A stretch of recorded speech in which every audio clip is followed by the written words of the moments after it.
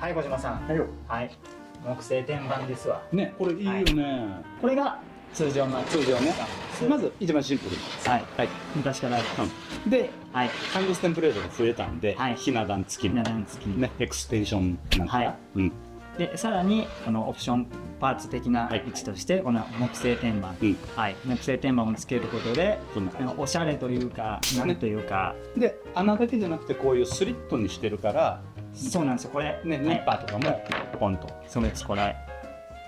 で、これが色違いで2種類あって、でこのニッパーさせる版と穴のみ版で合計4種類展開っていう感じになってます。これ売れてんだよね。そうなんです。これ人気があって、うちにもまだ来てるんですか。これ数量限定になるんで、ちょっと小島さんにはちょっと回らないかもしれないですね。俺はくれないんだ。はい、数量限定なのでお早めに。